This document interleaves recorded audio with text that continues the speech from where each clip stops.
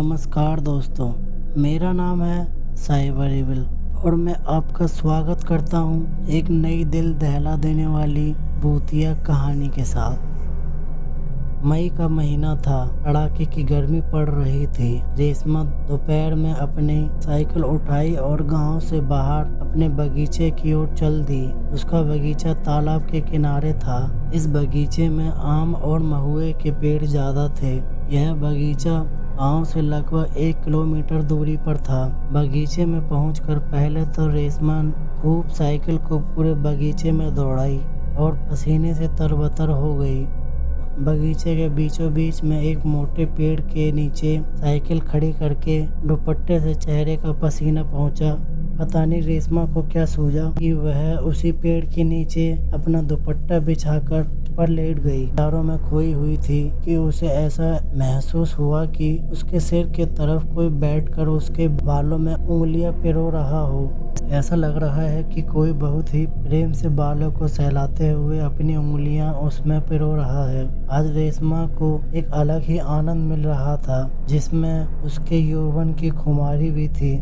उसके शरीर में एक हल्की सी गुदगुदी हो रही थी और उसे अंगड़ाई लेने की भी इच्छा हो रही थी, पर वह बिना शरीर हिलाए चुपचाप लेटी रही। उसे लगा कि अगर उठकर बैठ गई तो यह आनंद पता नहीं दोबारा मिलेगा या नहीं। उसने बिना पीछे मुड़े ही धीरे धीरे कहा कि 10 मिनट और ऐसे ही उंगली घुमाओ तो मैं 1 घंटा तुम्हें साइकिल चलाने के लिए दूंगी। पर पीछे कुछ भी आवाज नहीं आई। फिर भी रेशमा मदमस्त लेटी रही। उसे हल्की हल्की नींद आने लगी। शाम हो गई थी और रेशमा अभी भी बगीचे में लेटी थी। तभी उसके बाबूजी की तेज आवाज सुनाई दी। रेशमा बेटी रेशमा, अरे कब से यहाँ आई है? मैं और तुम्हारी माँ कब से तुम्हें खोज रहे हैं। इस सुनसान बगीचे में जहाँ कोई भी नहीं है, बिना डरे यहाँ सो रही हो। रेशमा ने करवट ली और अपने बाबूजी को देखकर मुस्कुराई। उसके बाबूजी उसे घर चलने के लिए कहकर घर की ओर चल दिए। रेशमा उठी, साइकिल उठाई और गांव की ओर चल दी। उस रात पता नहीं क्या हुआ, रेशमा ठीक से सो नहीं सकी।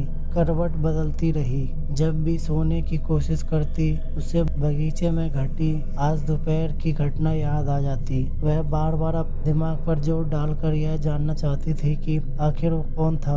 वह अब पछता रही थी। उसे लग रहा था कि पीछे मुड़कर उसे बात करनी चाहिए थी, लेकिन वह करे भी तो क्या करे। उस अनजान व्यक्ति के कोमल प्यार भरे स्पर्शों से उसे अचानक कब नींद आ गई पता नहीं चला।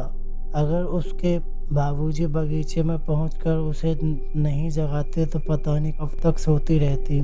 सुबह जल्दी जाकर रेशमा अपनी साइकिल उठाई और उस बगीचे में चली गई। वह लगभग 1 घंटे तक बगीचे में रही और फिर घर वापस आ गई। घर आने के बाद रेशमा पता नहीं किन यादों में खोई रही। उसी दिन फिर से दोपहर के समय रेशमा का जी माना नहीं और वह साइकिल उठाई बगीचे की ओर चली गई। बगीचे में 3-4 राउंड साइकिल दौड़ाने के बाद रेशमा आम के पेड़ के नीचे सुस्ताने लगी। हल्की सी मुस्काई और अपने दुपट्टे को अपने सर के नीचे लगाकर सोने का नाटक करने लगी। अभी रेशमा को लेटे लेटे लगभग 2-4 मिनट भी नहीं हुए थे कि उसे ऐसा लगा कि कोई उसके बालों में उंगलियां पिरो रहा है।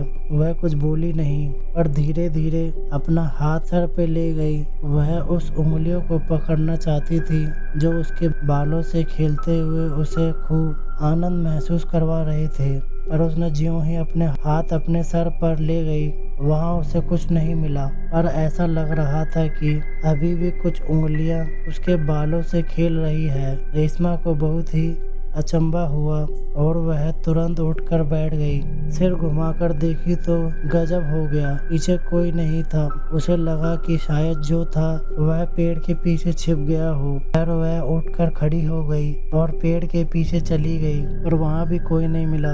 वह बगीचे के आसपास दौड़ लगाई, पर कोई नहीं दिखा। फिर अपने साइकिल के पास आई और तेजी से चिल्लाते हुए गांव की ओर भागी, जिससे उसके रोंगटे खड़े हो गए थे। आज की रात फिर रेशमा ना सो सकी। आजकल उसे अपने आप में बहुत सारे परिवर्तन नजर आ रहे थे। उसे ऐसा लग रहा था कि वह शादी के योग्य हो गई है। वह बार बार शीशे में अपना चेहरा भी देखती अब उसमें थोड़ा शर्माने के गुण भी आ गए थे। बिना बात के ही कुछ याद करके अब उसके चेहरे पर हल्की सी मुस्कान आ जाती। पता नहीं क्यों उसे ऐसा लगने लगा था कि उसके बालों से खेलने वाला कोई उसके गांव का नहीं बल्कि कोई दूसरा सुंदर युवा है जो प्यार से उसके पास खिंचा चला आता है और चुपके से उसके बालों से खेलने लगता है। वह बहुत शर्मीला और साथ ही फुर्तीला भी, क्योंकि पता नहीं कहाँ छूमंतर हो जाता है। रेशमा के दिमाग में बहुत सारी बातें दौड़ रही थी, पर सब सुखद एहसास से भरी रोमांचित कर देने वाली थी। अब तो जब तक रेशमा अपने बगीचे में जाकर 1-2 घंटे लेट नहीं लेती तब तक उसका जी नहीं भरता था। रात को रेशमा अपने कमरे में बिस्तर पर करवटें बदल रही थी। नींद उसकी आंखों से कोसों दूर थी। एक अजीब सा गुदगुदी का एहसास हो रहा था उसको। उसे कभी हंसना तो कभी रोना आ रहा था। तभी अचानक उसके कमरे के जंगले में से बहुत ही तेज डरावनी हवा अचानक कमरे में प्रवेश की। बिना बहती हवा के अचानक कमरे में इस तरह डरावनी हवा से रेशमा थोड़ी सहम गई और फटाफट से उठकर बैठ गई। उसकी सांसें काफी तेज हो गई थी। वह धीरे धीरे लंबी सांसें लेकर अपने बढ़ते दिल की धड़कन को भी काबू में करने का प्रयास किया। तभी उसे ऐसा लगा कि कोई उसके कान में हौले हौले भारी आवाज में गुनगुना रहा हो। इसी के साथ उसे ऐसा लगा कि वह सरसराती हवा उसके बिस्तर के बगल में हल्के से मूर्त रूप में स्थिर हो गई है, पर कुछ भी स्पष्ट नहीं है। अचानक उसे लगा कि वह बगीचे वाले हाथ फिर से उसके बालों के साथ खेलने लगे हैं, उसे आनंद की अनुभूति करा रहे हैं। वह चाहकर भी कुछ ना कह सकी और धीरे धीरे फिर से लेट गई।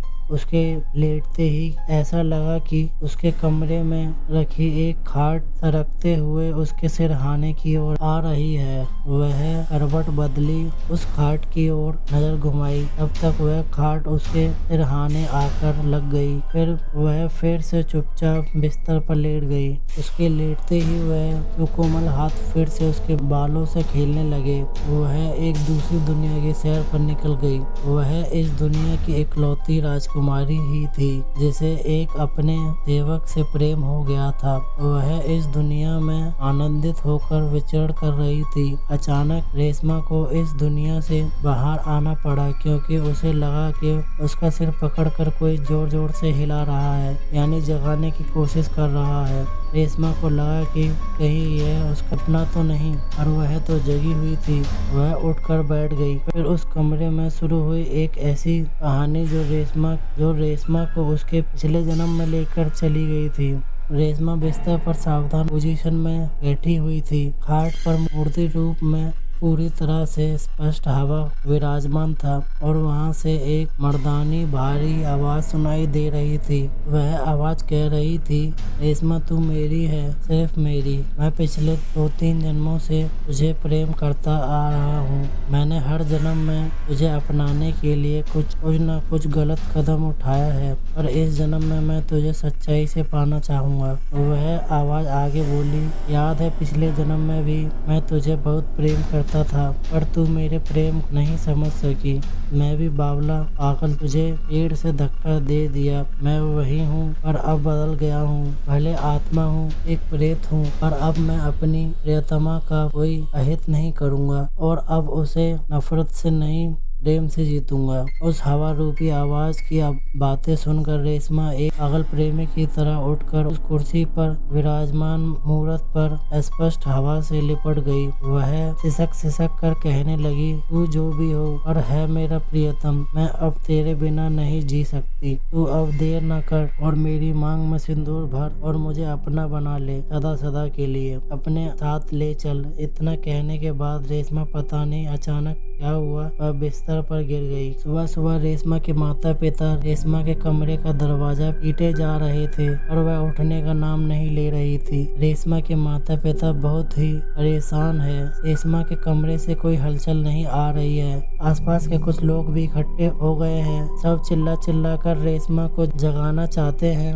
आखिरकार रेशमा के माता पिता ने कमरे का दरवाजा तोड़ने का फैसला किया, क्योंकि वे अब किसी अनहोनी की आशा में पी ढीले पड़े जा रहे थे। लड़की के दरवाजे पर कसकर एक लात पड़ते ही अंदर से लगी उसकी कुंडी निकलकर भड़ाक से करके दरवाजा खुल गया। दरवाजा खुलते ही रेशमा के माता पिता रेशमा के बिस्तर की ओर भागे। साथ में आसपास के कई लोग भी थे। रेशमा के कमरे का हुलिया पूरी तरह से बदला हुआ था। कमरे में एक अजीब भीनी भीनी खुशबू भी पसरी हुई थी और साथ ही रेशमा के बिस्तर पर तरह तरह के फूल बिछे हुए थे। पास ही कुर्सी पर सिंदूर का एक डिब्बा पड़ा हुआ था। ऐसा लग रहा था कि बिस्तर पर रेशमा नई लाल साड़ी पहनकर औंधे मुंह लेटी हुई है। रेशमा की मां ने देर न की और बिस्तर पर सोई हुई उस महिला को झंझोड़ने लगी। अरे यह क्या? उस सोई हुई ने करवट बदला और आंखें मिलाते हुए उठकर बैठ गई। सभी लोग अचंभित तो थे और रेशमा का यह रूप देखकर उन्हें सांप भी सूंघ गया था। दरअसल वह रेशमा ही थी और वह एक नवविवाहित तरह सजी सबरी हुई थी। सभी लोग हैरान परेशान। रात को ही रेशमा अपने कमरे में आई थी। रात को उसके कमरे में कोई हलचल भी नहीं हुई। दरवाजा भी खुला हुआ था। तो इतना सारा सामान कहाँ से आ गया उसके कमरे में? उसे एक नवदुल्हन की तरह कौन सजा गया था? क्योंकि उसको जिस तरह से सजाया गया था उसे ऐसा लग रहा था कि कोई 8-10 महिलाओं ने 2-4 घंटे मेहनत करके उसे सजाया हो। रेशमा के माता पिता परेशान थे कि उनके घर में इतना कुछ हो गया और उनके कान पर जू तक नहीं रहेंगी। रेशमा बिस्तर से उठी। उसके चेहरे पर हल्की सी मुस्कान थी। वह अपने कमरे में खड़े लोगों को विशेषकर अपने माता पिता की ओर देखने लगी और वह धीरे धीरे से चलकर अपने माता पिता के पास गई और उनके गले लग गई। उसने कहा कि माँ, अब मैं विवाहित हूँ। उसके बाद भी उसकी माँ कुछ बोल न सकी। सभी लोग आश्चर्य में डूब गए। धीरे धीरे यह बात पूरे गांव और जिले में फैल गई। लोग रेशमा के गांव आते और सच्चाई जानने की कोशिश करते और गांव के लोगों की सुनी बातों पर सिर हिलाते चले आ जाते। जी हाँ, उस रात प्रेत ने रेशमा से विवाह करके उसे सदा के लिए अपना बना लिया था। दोस्तों, अगर आपको ये कहानी अच्छी लगी हो तो इसे लाइक करें, कमेंट करें, अपने दोस्तों के साथ शेयर करें फेसबुक और व्हाट्सएप पर, और हमारे फेसबुक पेज और इंस्टाग्राम पेज को फॉलो करना ना भूलें। अगर आप ऐसी ही भूतिया और डरावनी कहानी वाली वीडियो और देखना चाहते हैं तो हमारे साइबर इविल यूट्यूब चैनल को सब्सक्राइब जरूर करें। और वीडियो देखने के लिए धन्यवाद।